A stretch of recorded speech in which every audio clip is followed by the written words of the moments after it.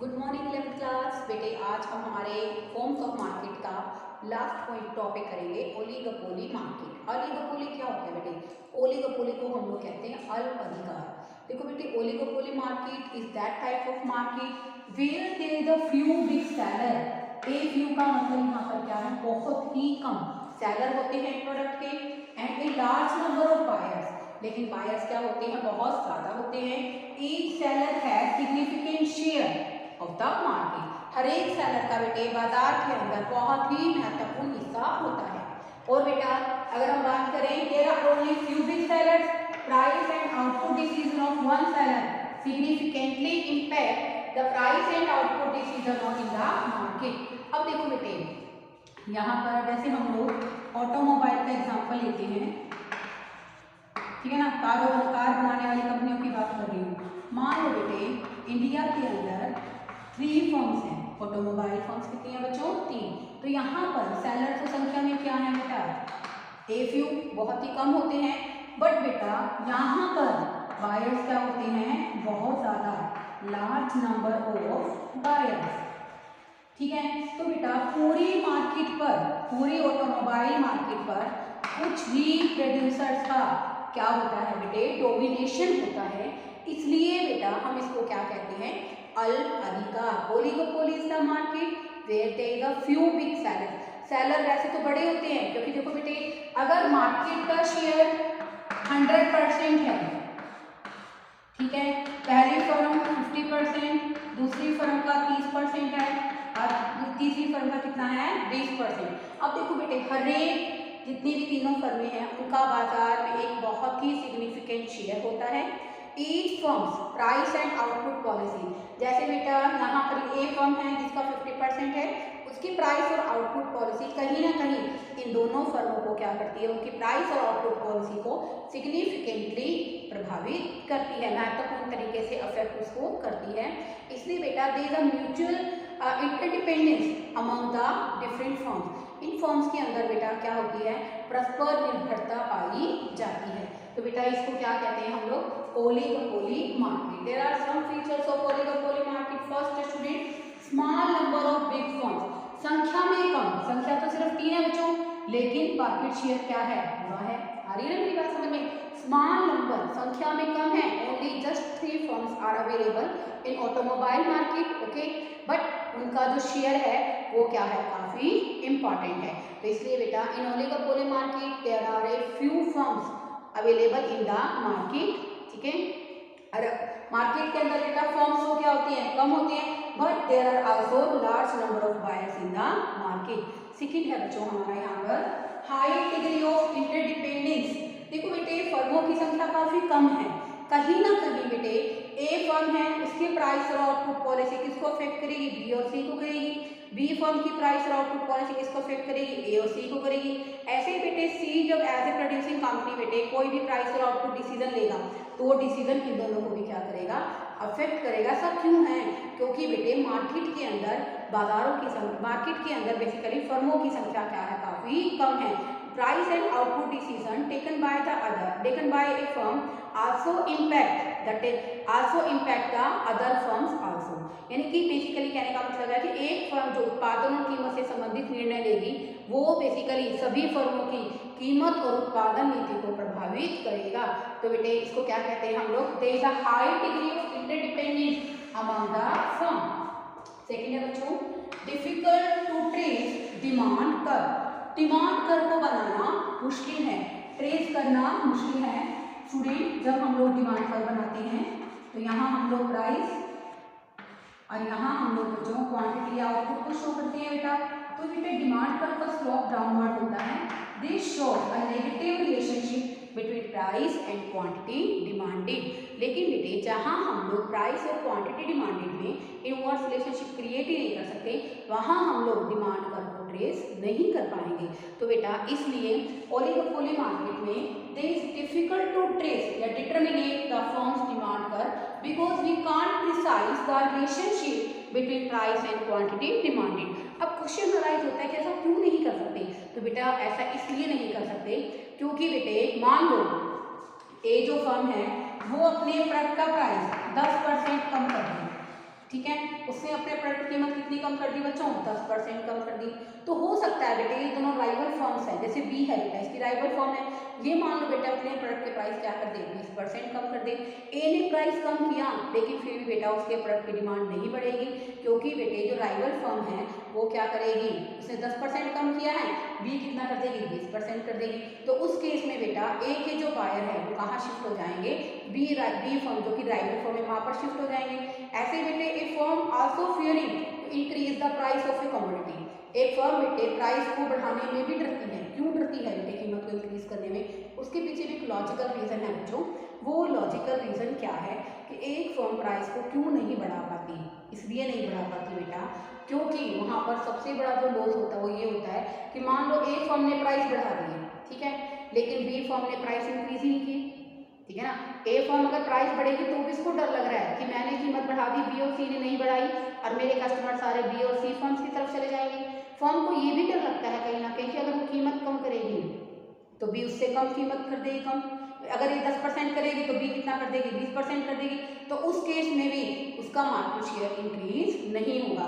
तो इसलिए बेटा we can't precise the relationship between price and quantity demanded, that's we are not able to determinate the demand curve. Next है बच्चों हमारा यहाँ पर फॉर्मेशन ऑफ कार्टल्स। कार्टल्स क्या होता है बेटे, ये तीनों फर्म है बेटे, इनके बीच में एक फॉर्मल एग्रीमेंट, कार्टल्स होता है बेटे उत्पादक संघ, कार्टल्स एक तरह से फॉर्मल एग्रीमेंट होता है बेटे between the firms for the price and output decision. यहाँ पर बेटे फॉर्मल एग्रीमेंट के थ्रू वो प्राइस और आउटपुट पॉलिसी को प्रिपेयर करते हैं, this is known as cartels. Cartels कहीं ना कहीं बेटे एक तरह से इनके बीच में औपचारिक समझौता है कि वो किस तरह क्या करेंगे और क्या नहीं करेंगे।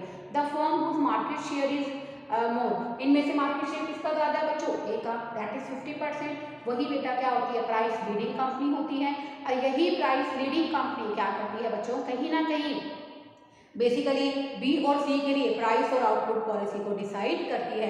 And every firm has to accept the price and output policy which is decided by the leader A। Leader A क्यों है, क्योंकि बेटा उसका वो लीडिंग कंपनी है, उसका मार्केट शेयर क्या है बाकी कंपनी से काफी ज्यादा है। तो बेटा यहाँ पर basically formation of cartels possible होता है, क्यों करते हैं कार्टल की formation, to avoid the competition, ताकि कॉम्पिटिशन को अवॉइड किया जा सके। नेक्स्ट है बच्चों यहाँ पर हमारा एंट्री बैरियर्स। देखो बेटे एंट्री बैरियर्स किस कारण से होते हैं, patent rights.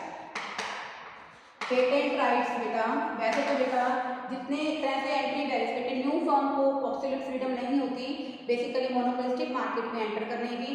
There are also some entry barriers just like the monopoly market. Monopoly market की तरह बेटे यहाँ भी क्या होते हैं, एंट्री बैरियर्स होते हैं, एक फर्म इजीली उद्योगों के अंदर प्रवेश नहीं कर सकती। देखो बेटे जैसे पेटेंट राइट्स हैं, पेटेंट राइट्स क्या होते हैं, कसर अधिकार, कोई भी बेटा सेलर अपनी फर्म के बनाई अपनी बेसिकल जो टेक्नोलॉजी है उसके संबंध में क्या ले लेता है, पेटेंट राइट्स ले लेता है। It prohibit the use of technology by the others. बेटा ये पेटेंटेड टेक्नोलॉजी को दूसरों के यूज करने से क्या करता है, रोकता है। तो पेटेंट राइट्स के थ्रू बेटा new firms can not have the freedom to enter in the industry. Next है बच्चों हमारा यहाँ पर नॉन प्राइस कंपटीशन।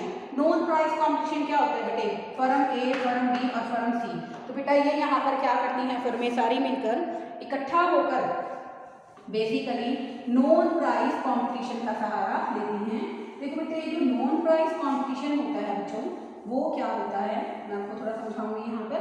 देखो बेटे नॉन प्राइस कंपटीशन होता क्या है, ये नॉन प्राइस कंपटीशन यहाँ पर बेटे आपको पता है हमारी इंडियन इकोनॉमी के अंदर कोक और पेप्सी दोनों ही क्या है, बिवरेजेस हैं, ठीक है, दोनों ही क्या कर रहे हैं, बिल्कुल लगभग एक समान प्राइस पर बिकते हैं। तो बेटे इसी को ही बेटे हम लोग कट थ्रोट कंपटीशन भी कहते हैं, क्योंकि बेटे कोक और Pepsi does not want to reduce the price of their product but they also enhance to promote their product. देखो बेटे बेसिकली दोनों कंपनीज कोक और पेप्सी जो बना रही है अलग कंपनीज ये किसी भी तरह से अपने प्रोडक्ट के प्राइस को कम नहीं करना चाहती बट ये अपने मार्केट शेयर को बढ़ाना चाहती है, सेल्स को प्रमोट करना चाहती है। तो that's why they adopt the price they adopt the कौन सी पॉलिसी लेंगे, नॉन प्राइस कंपटीशन। कैसे करेंगे बेटा, नॉन प्राइस कंपटीशन में किसी भी स्पोर्ट्स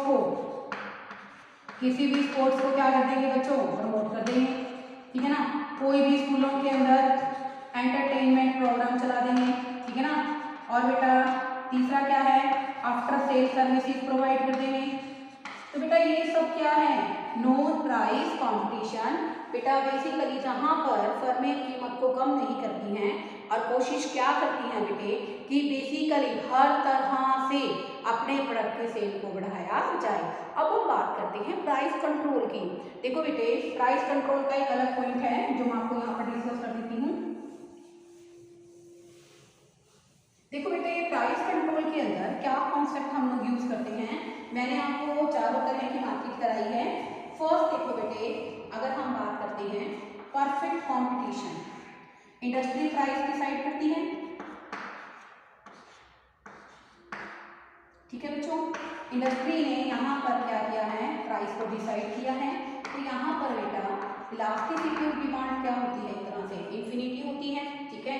यानी कि गिवन प्राइस पर एक फर्म कितने भी आउटपुट को क्या कर सकती है बच्चों, सेल कर सकती है। तो बेटा यहाँ पर फर्म का प्राइस पर क्या होता है, नो कंट्रोल। क्या होता है बच्चों, no control, because the price are decided by the market forces.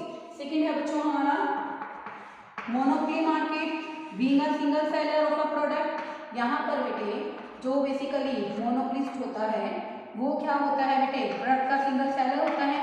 He can fix whatever the price he want to fix, जितनी चाहे वो कीमत डिसाइड कर सकता है बेटे। तो ये बेटा क्या होता है, हमेशा फ्लॉप डाउनवर्ड होता है, because if he want to sell more then he must reduce the price. Third है बच्चों हमारा मोनोपोलिस्टिक। मोनोपोलिस्टिक में जो फर्म का होता है बच्चों, जो डिमांड कर्व होता है वो थोड़ा सा क्या होता है, इलास्टिक होता है comparable to the monopoly. Why, because availability of substitute, क्योंकि बेटा यहाँ पर क्या होते हैं बच्चों, सब्स्टिट्यूट अवेलेबल होते हैं। तो इसलिए बच्चों क्या होता है, यहाँ पर सब्स्टिट्यूट के अवेलेबल होने से जो मोनोपोलिस्टिक डिमांड कर्व होता है it's a more elastic comparable to the monopoly firm.